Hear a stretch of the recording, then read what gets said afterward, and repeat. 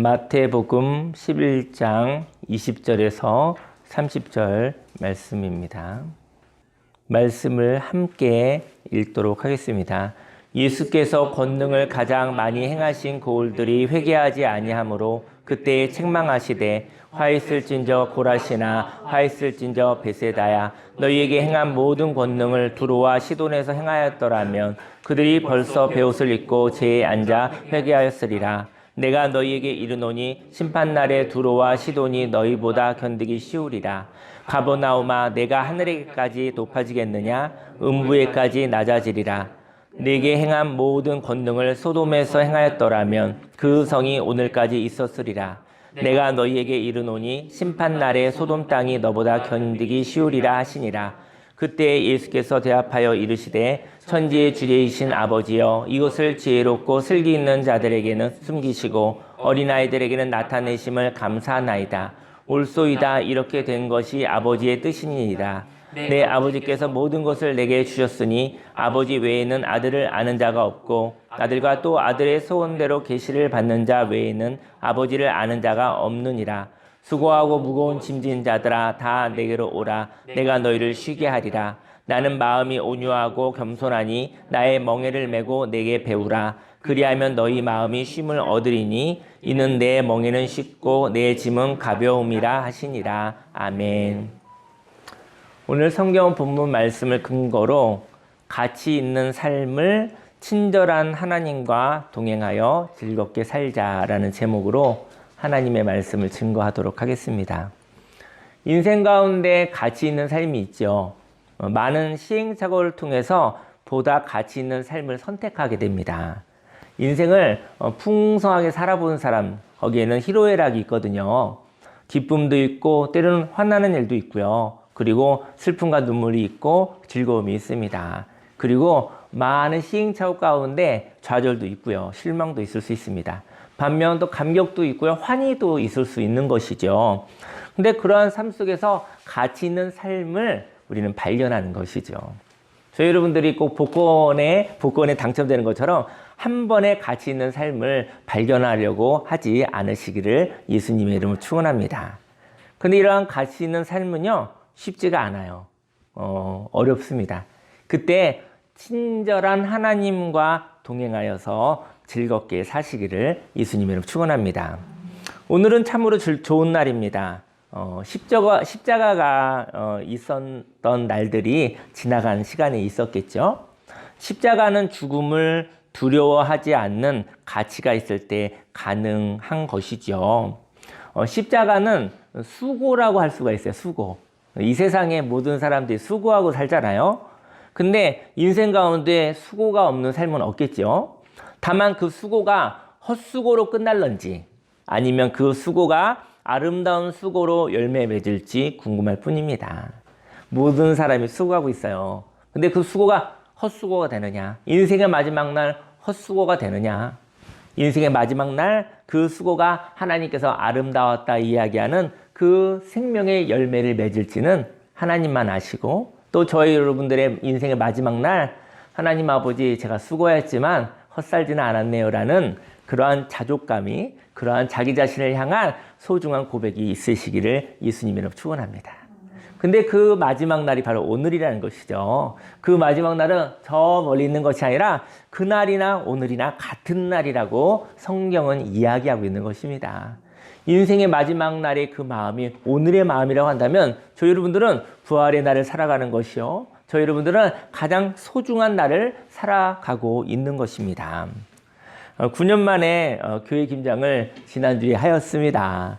굉장히 큰일이더라고요. 저는 이제 생각보다 가족끼리 이렇게 할 때는 그냥 이렇게 근데 또 우리 성도님들과 함께 이렇게 김장을 했잖아요. 보통 큰 일이 아니더라고요. 그 일이. 또 우리가 함께 해보는 경험이 좀 거의 처음이라 거기에 뭐 즐거움도 있었고 불편함도 분명히 있었던 것입니다.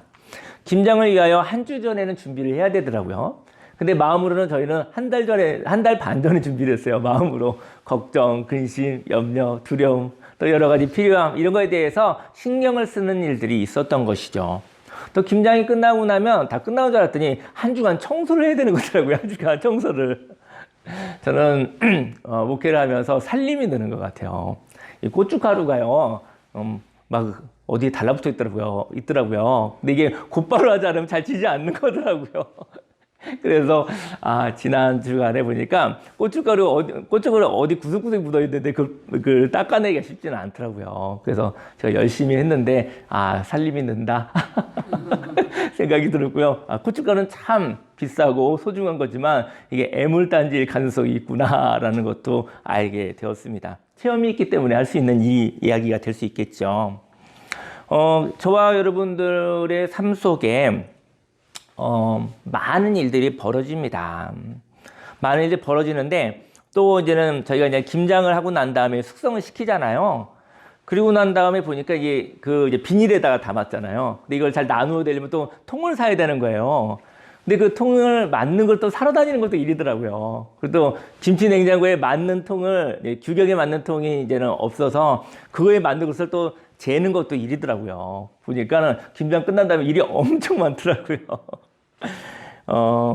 인생 가운데 여러 가지 일이 있습니다. 여러 가지 일이 있는데, 그때, 저와 여러분들이 어떠한 일을 미세 조정하기 위해서 한 가지를 딱, 맞추잖아요. 여러분들이 인생에 어떤 일을 하다가 마지막에 완성도를 높이기 위해서 무언가 하나를 욕심을 낼 때가 있잖아요. 그럼 어떻게 되는지 아십니까? 모든 걸 다 바꿔야 됩니다. 여러분들이 소탐대실이라는 게 뭐냐면요, 인생의 마지막 날에 삶의 어떤 완성도였을 때는 자족하는 거예요. 왜냐면 하다가 무엇 하나 더 하려다 보면 모든 것을 다 바꿔야 되는 일들이 생기는 것이죠. 그래서 김치통을 사러 갔는데 보니까는 마지막에 조금 더 좋은 거, 더 알맞은 걸 바꾸려고 했더니 이제까지 잰 것들이 다 허사가 되더라고요. 그래서 지난주에 김치통을 살 때 어느 마음에 들지 않은 것을 그냥 샀어요. 사고 일을 마무리했습니다. 여러분들의 삶 속에 어떤 일을 합니다. 대략적으로 일을 합니다. 근데 마지막 시간에 조금 완성하려다가 하나를 딱 정하면 모든 걸 다 바꿔야 되는 일들이 있는 것이죠. 헛수고가 되는 일들이 있게 되어지는 것입니다. 미세 조정을 위하여 무엇인가를 바꾸고 싶을 때가 있습니다. 그런데 바꾸면 다른 여러 가지가 연쇄적으로 바뀔 수가 있다는 것이죠. 저와 여러분들의 삶 속에 많은 일들 가운데 인생의 마지막 날에는 자족하는 자가 되기를 예수님의 이름으로 축원합니다. 가치 있는 삶을 살고 싶습니다. 그런데 이렇게 가치 있는 삶을 무거운 의무감으로 살아간다면 인생은 즐겁지가 않습니다. 여러분들 인생을 살면서 무겁게 살아가십니까? 옳게 살아가느냐, 틀리게 살아가는 것이 아니라 무겁게 살아가고 계십니까? 무겁게 의무감으로 살아간다면 인생은 즐겁지가 않습니다. 그렇다면 가치 있는 삶을 즐겁게 살아가려면 어떻게 하여야 할까요? 가치 있는 삶을 즐겁게 살아가려면 먼저 하나님의 능력을 조종이 아닌 감사함으로 대하여야 한다는 것이죠. 하나님의 능력을 조종하려는 자들이 있어요. 하나님의 능력을 감사하는 자가 있어요. 여러분들이 나는 어떠할까라고 한번 생각해보는 시간이 됐으면 좋겠습니다. 20절에 예수께서 권능을 가장 많이 행하신 고을들이 회개하지 아니하므로 그때에 책망하시되, 기적은 우리의 호기심을 일으키지만 그 기적의 결과가 생기면요, 기적의 결과가 생기잖아요. 그러면 그것은 없어지는 거예요. 호기심이 일어나는데요, 결과와 바꿔먹기거든요. 여러분들이 막 무엇인가 힘있게 하잖아요. 근데 결과가 딱 생기면 그다음부터 호기심이 싹 없어지는 일들이 있습니다. 사람은 결과로 행복한 것이 아니라 결과로 인해 생긴 여운으로 행복을 느낀다라는 것이죠. 그렇다면 우리는 여운 때문에 행복하기도 하고 여운 때문에 불행하기도 한다라는 것이죠. 저 여러분들은 인생을 왜 사십니까? 만일 결과로 산다면 그 결과의 수치에 의하여 살면 되는 것이죠. 결과에 의해서 뭐 이렇게 숫자를 높이는 거예요. 숫자를 높여서 이만큼 했어, 저만큼 했어. 숫자를 높이는 거. 돈 모으는 것도 수치를 높이는 거 아니겠습니까? 물량도 양을 이렇게 높이면서 뭐 점수를 올리는 거 아니겠습니까? 근데 그 결과의 수치에 의해서 사는 것이라는 것이죠. 근데 그 성취를 하고 난 뒤 느끼는 마음인 행복으로 사는 것은 아닌가요? 저와 여러분들이 어떤 결과가 있어요. 성취를 했어요. 그 다음에 느끼는 마음이 행복하면 그것으로 기뻐한다라는 것이죠. 인생 가운데 불행을 느끼며 살아간다면, 그래서 절망한다면 그 불행감으로부터 자유롭기를 예수님으로 축원합니다. 예수님이 권능으로 많은 것을 나타내셨지만 사람들은 예수님의 가치관을 받아들이지 않았다는 것이죠. 예수님이 많은 기적을 나타내셨거든요. 근데 예수님을 따라다니는 사람들이 예수님의 가치관을 믿은 건 아니에요.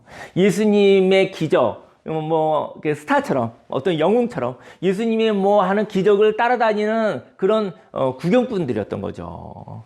예수님이 걸어가신 길에 대한 가치관을 공유한 것은 아니에요. 예수님이 걸어가신 길에 관심이 있었던 것이 아니라 예수님이 일으키신 기적에 관심이 있었던 사람들이었던 것이죠. 예수님이 걸어가신 길은 무엇입니까? 그것은 자유와 평화가 있다는 것이죠. 묶임에서 풀림이 있다는 것이죠. 죽음을 두려워할 필요가 없다는 것이죠. 죽음이 아니라 죽음은 멈춤이요 안식이요. 충분한 죽음 이후에 새 생명이 선물로 주어진다는 것입니다. 21절에 화 있을진저 고라시나 화 있을진저 벳세다야 너희에게 행한 모든 권능을 두로와 시돈에서 행하였더라면 그들이 벌써 베옷을 입고 제에 앉아 회개하였으리라. 능력을 숭상하는 능력주의에 의하여 하나님이 역사하셨지만 가치관의 변화는 없었던 것입니다. 능력을 숭상한다고 해서 예수님을 믿는 건 아니라는 것이죠. 왜냐하면 예수님이 아니어도 많은 능력이 있어요. 귀신도 능력이 있다고 하고 또 재벌도 능력이 있을 수도 있고 어떤 기술자나 어떤 전문가들도 다 능력이 있을 수 있어요. 학자도 능력이 있을 수 있어요.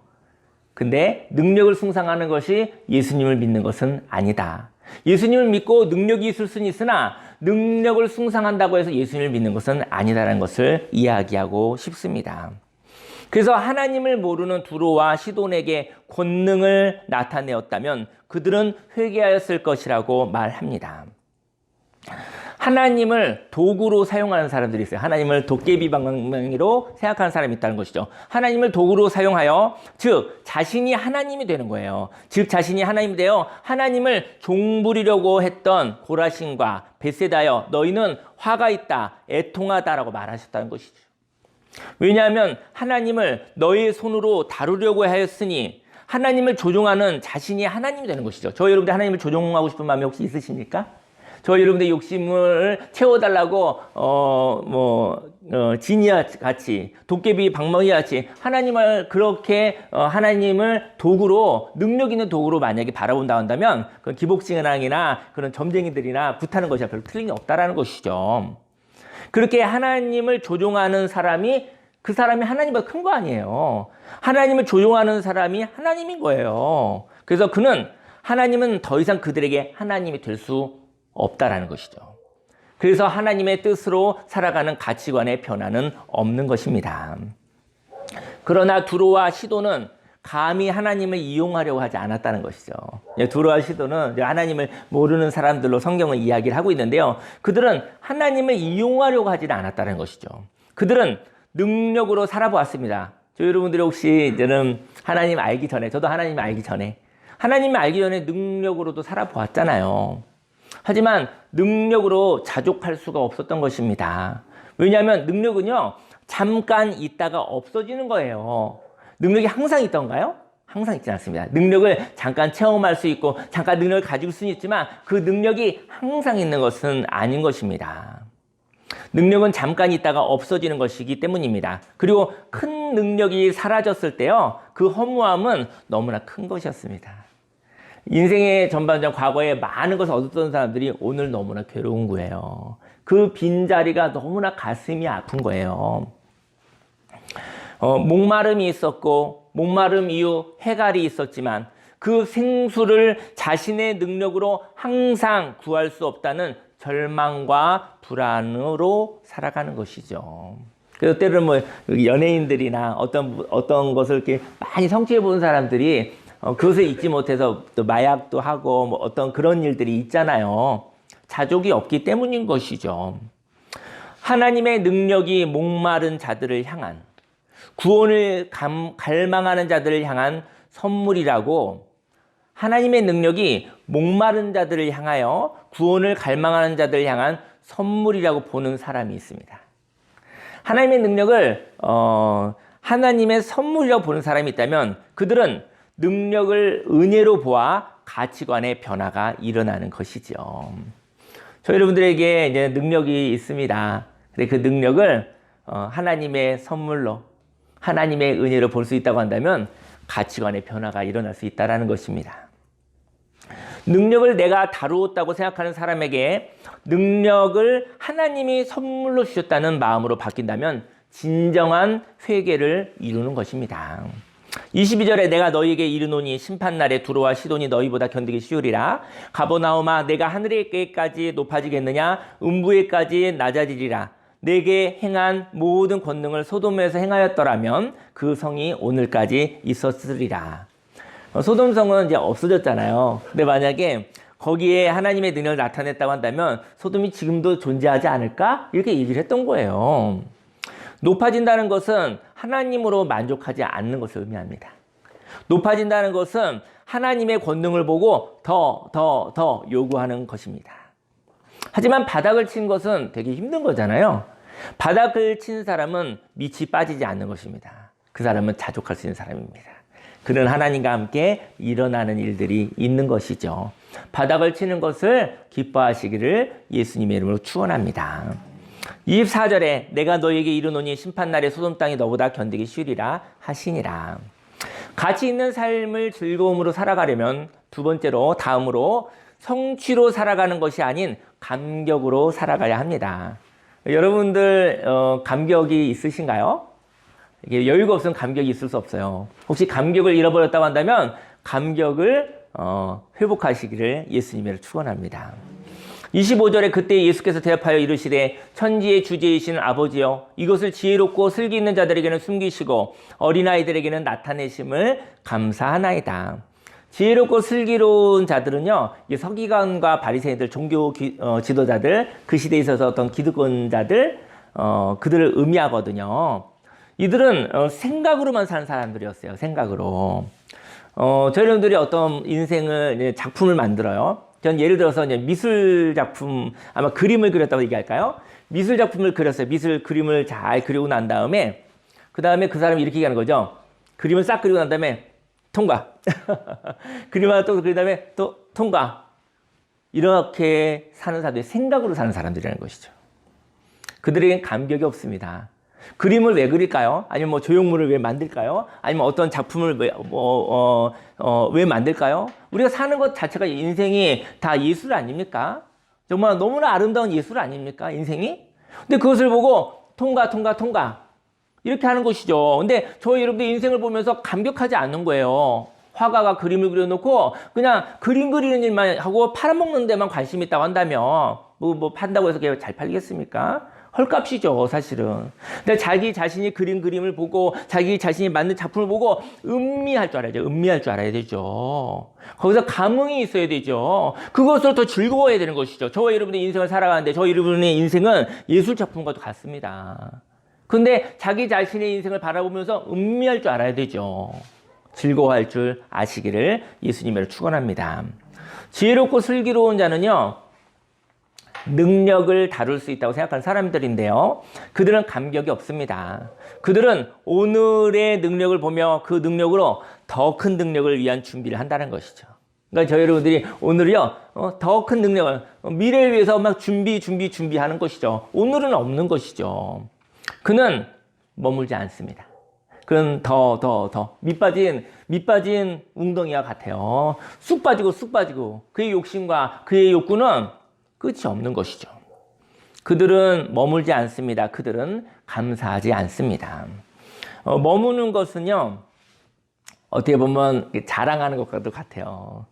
아, 참 좋다, 즐겁다, 이렇게요. 뭐 다른 사람을 모욕하거나 다른 사람을 괴롭히지 않는다 한다면 자기 자신이 어떤 것에 대해서 이렇게 자랑하고, 아, 즐겁습니다, 참 좋지 않습니까? 이런 거 좋지 않을까요? 그러니까 파괴적이지 않은 자랑도 있을 것 같아요. 그냥 자긍심 참 좋지 않아요? 이렇게. 참 멋있지 않아요? 이렇게 얘기할 때 얼마나 즐겁습니까? 너무 행복한 거 아니겠습니까?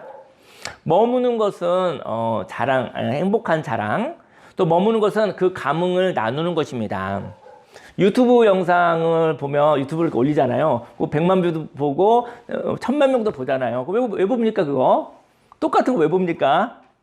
즐겁고 재미있으니까 보는 거 아니에요? 지난 주에는 대한민국이 포르투갈을 2대1로 이겼잖아요. 근데, 저는 그냥 밤에 그 생중계는 못 봤어요. 못 봤는데, 아침에 했더니 이게 웬일인가.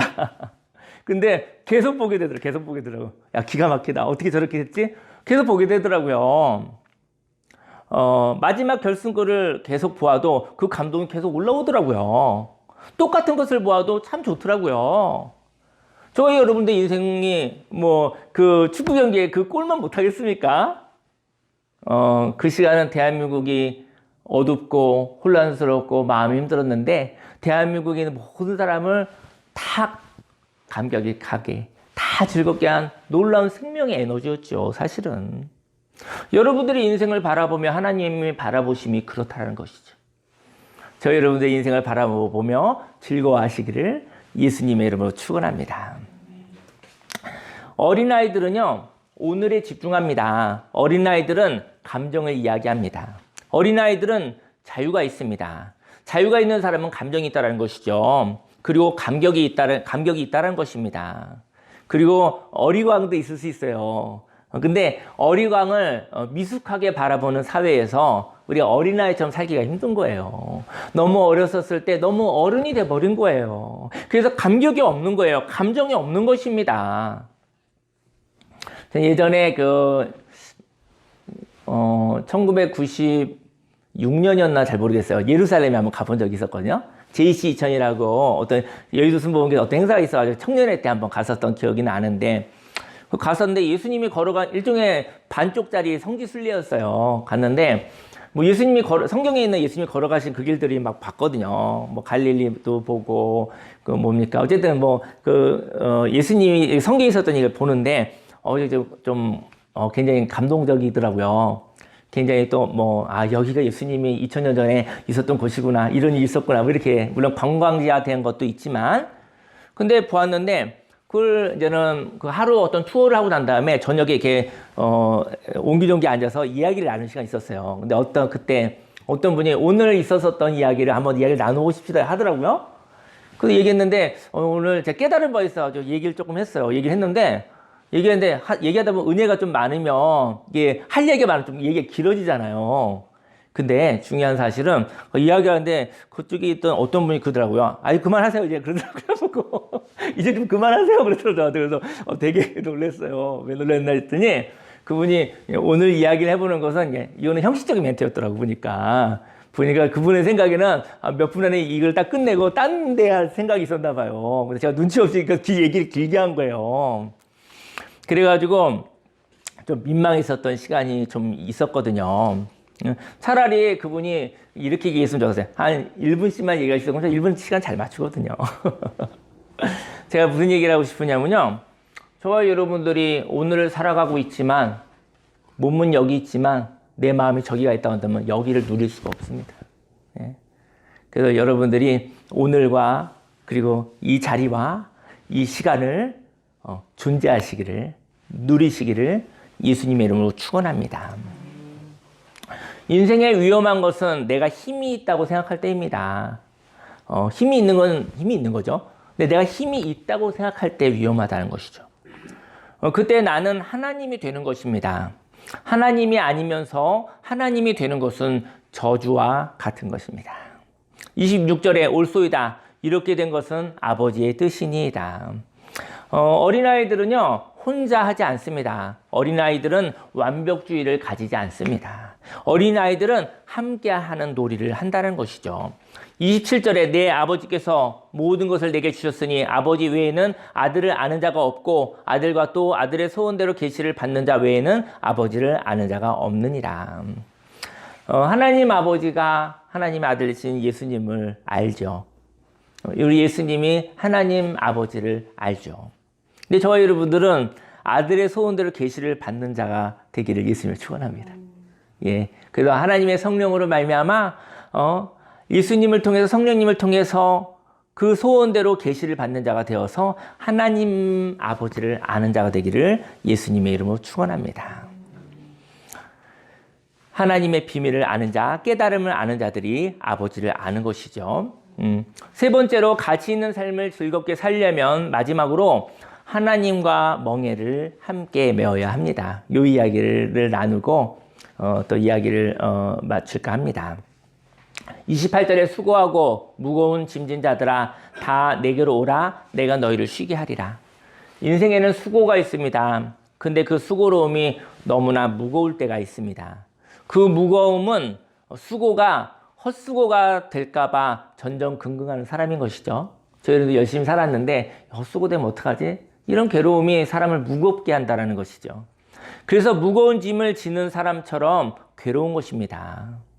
하지만 이러한 속상함을 가진 사람은 수고하고 싶지 않은 것이죠. 여러분들 삶 속에 불안함이 뭐냐면 내가 열심히 살아도 어느 날 헛수고되면 어떡하지? 이런 마음 때문에 도전을 하고 싶지 않은 거예요. 시도를 하고 싶지 않은 거예요. 인생은 수고하고 애쓰는 것입니다. 그런데 결국은 헛수고가 될 것이잖아 라는 메시지를 가지고 있을 때 인생이 무겁습니다. 그리고 가볍게 무엇인가를 시도하는 것이 쉽지 않다는 것이죠.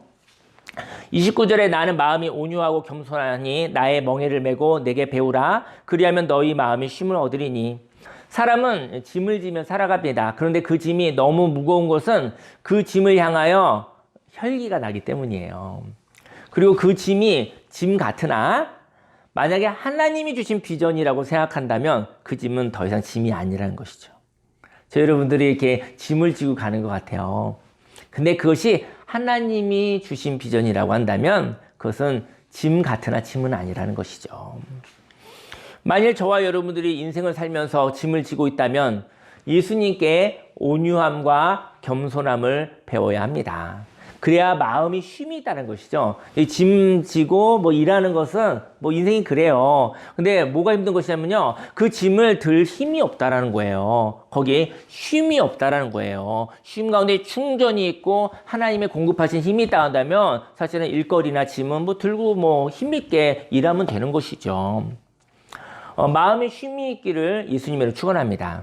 인생의 십자가는 하나님이 주신 것이죠. 하나님이 주셨다면 그 짐을 보며 극단적으로 생각하지 않습니다. 저 여러분들이 어떠한 짐이 있어요. 어떤 역할이 있는데 그때 하나님이 주셨다면 그것을 보면 극단적으로 생각하지 않는다라는 것이죠.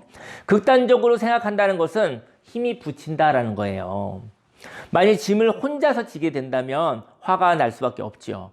그러나 짐을 하나님과 함께 진다면 혈기가 나지 않습니다. 저희 여러분들이 가지고 있는 하나님 안 보이시잖아요.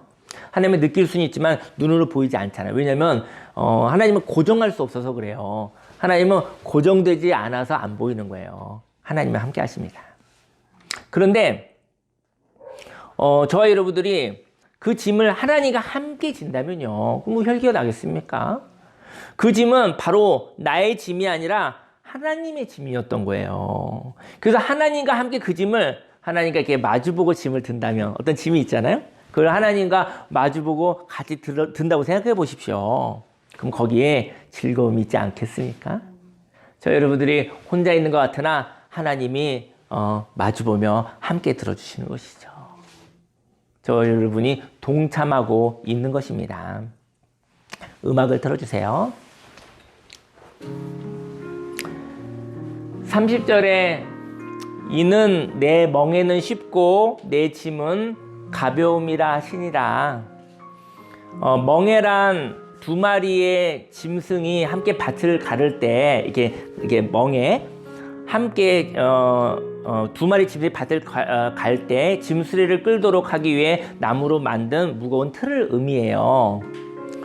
그리고 짐승의 목 주위를 꽉 조인대요. 비유적으로 사람들이 반드시 져야 하는 어려운 고역이나 괴로움을 주는 부담거리를 멍에라고 그래요. 그리고 또 로마 군인들은 포로로 잡힌 노예들을 멍에에 씌워서 압송을 했대요. 저와 여러분들은 인생의 짐이 있습니다. 그런데 만일 함께 멍에를 지는 사람, 함께 누군가 멍에를 지는 거예요. 혼자 지는 게 아니라 함께 멍에를 지는 사람이 일중독자. 결과 중독자인 거예요. 성공 중심자인 거예요. 그리고 함께 갈 수밖에 없어요. 끌려가는 사람은 너무 괴로운 거예요. 만약에 저희 여러분들이 일에 대한 욕심이 많다면 혼자 하시길 예수님을 축원합니다. 혼자 하는 건 상관없어요. 자유잖아요. 근데 같이 멍에를 메고 끌고 다니면 안 돼요. 만일 함께 멍에를 진 사람이 일 중독이어서 굉장한 속도로 달려간다면 저와 여러분은 전력으로 끌려가게 될 것입니다. 하지만 하나님이 저와 여러분들과 인생의 십자가를 함께 지고 있어요. 전능하신 하나님이 끌고 가시면 어떡하려고 그래요? 전능하신 하나님이 저와 여러분들과 함께 멍에를 주고 있는데 질질질 끌고 가면 어떡하시려고 그래요? 우리는 하나님을 그렇게 보고 있다는 거죠. 마귀가 그런데 우리 하나님을 그렇게 오해하고 있다는 것이죠. 2인 삼각을 하듯이 하나님이 저 여러분들이 반걸음 걸어가면 하나님이 함께 해주시고 또 하나님이 반걸음 가면 기다렸다가 함께 가해주시고 그게 동행인 것입니다. 그때 우리는 쉼이 있어요. 이야기가 있어요. 즐거움이 있는 거예요. 예수님은 온유하고 겸손하다고 그랬어요. 예수님은 폭군이 아니에요. 멍에에 걸고서 질질질 끌고 가는 거 아니에요. 상처가 나든지 말든지 어떤 목표를 향해서 질질질 끌고 가는 분이 아니에요. 세상의 폭군들은 그렇게 해요. 목표를 위해서 무엇을 이루기 위해서 감정도 중요하지 않고 대화도 중요하지 않고 존중도 중요하지 않고 질질질 끌고 가는 거예요. 예수님은 온유하고 겸손하다고 하셨습니다. 온유함은 저와 여러분들의 능력을 판단하지 않으시며 격려한다는 것이죠. 예수님이 한 걸음 걸어가고 같이 갈까? 갈 수 있는. 또 저와 여러분들 호기심에도 한 걸음 걸어가면 그래 같이 또 발걸음 옮겨주시고 그리고 존중하여 주십니다. 그리고 예수님은 저와 여러분들의 마음에 하나님의 마음이 들어올 때까지 기다리신다는 것이죠. 저와 여러분들도 하나님의 능력을 덧입을 수 있다는 것을 아는 분이십니다. 빌립보서 4장 13절 말씀에 내게 능력 주시는 자 안에서 내가 모든 것을 할 수 있느니라. 지금은 하나님의 능력이 없어요. 지금은 용기도 없어요. 그런데 하나님의 격려와 응원을 통해서 하나님의 능력이 덧입힐 때까지 기다리시는 하나님 아버지. 그분이 예수님이신 것이죠. 질질 끌고 가는 것이 아니라 너도 하나님 아들의 계시, 아들의 소원을 따라 계시를 받는 자, 그가 하나님의 능력을 덧입을 때까지 기다렸다가 함께 걸어가시는 우리 예수님이신 것이죠. 주님이 저와 여러분들과 동행하십니다. 함께 걸어가는 것입니다. 함께 이야기하며 걸어가는 것입니다. 저는 다음 주에 저희 교회가 엄청 커졌네요. 제가 엄청 커졌구나라는 걸 오늘 계속해서 느낍니다.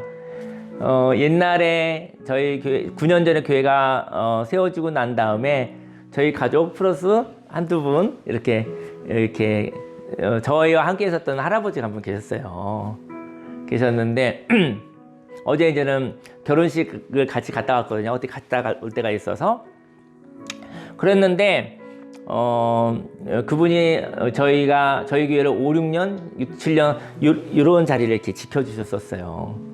근데 이제는 따님이 교회를 다니는데 이제 딸이 함께 교회를 다니자고 해서 저희가 보내드렸거든요. 그리고 가셨는데 그리고 나서 어제 이제 결혼식장에서 같이 식사를 하고 얘기를 좀 나누게 되었는데 뭐 이야기를 하시다가 뭐 그런 얘기를 하시더라고요. 이제 몇 년 전부터 이제 교회를 안 다니시게 되셨나 봐요.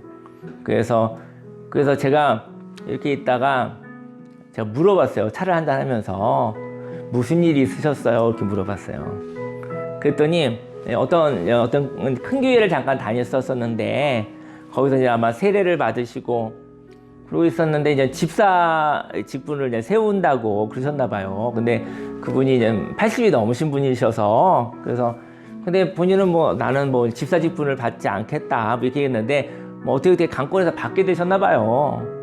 받게 되셨는데 근데 이제는 그러다 보니까 11조를 해야지 집사를 받을 수 있는 조건이 있다고.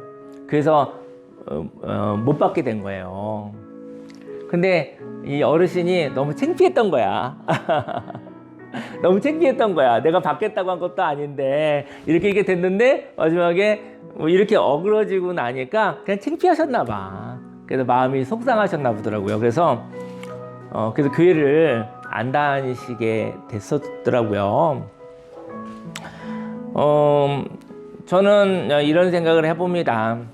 그래서 제가 그분한테 얘기를 했어요. 뭐라고 했냐면요. 그러면 우리 강화에 있는 참좋은수목에 다시 오세요. 그랬어요. 다시 오세요.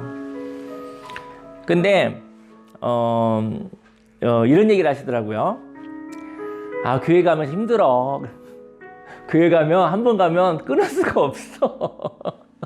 한 번 가면 중간에 안 나가기가 되게 괴로워. 교회 한 번 갔는데 중간에 어떤 이유가 있고 저도 있어서 못 갈 수도 있잖아요. 근데 그 다음엔 의무감으로 가게 되잖아요. 교회 가는 거 제가 교회 놀러 오세요 그랬더니 뭘 놀러 가요 목사님. 교회 일하러 가는 거지.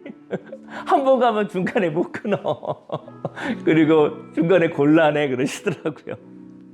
그래서 제가 이렇게 얘기를 했어요. 뭐라고 했냐면 저기 부산에서 한 달에 두 달에 한 번씩 오신 분도 있다. 그래서 즐거움으로 오셔라. 한 번을 와도 안 오셔도 상관없다. 또 삶의 예배 드리시죠. 삶에서 이렇게 아름답게 살면 그것도 삶의 예배죠. 괜찮아요. 얘기를 했어요. 근데 이제는 제가 이래서 만약에 그분에게 왜 교회 안 가세요? 이렇게 물었으면 대화가 잘 안 됐을 것 같아요. 자꾸 뭐 추궁하는 것 같잖아요. 그죠? 저희 여러분들이 대화할 때 그랬으면 좋겠어요.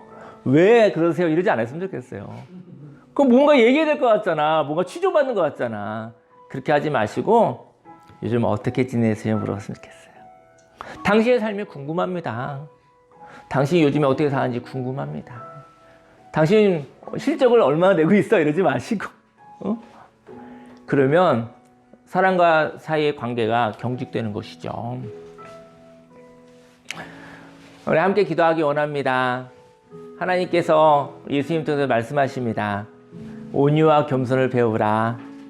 우리 예수님 폭군이 아니시고 예수님 저와 함께 걸어가시며 저희 여러분들에게 하나님의 능력이 덧입을 때까지 기다리시며 이야기하시며 걸어가시는 분이십니다.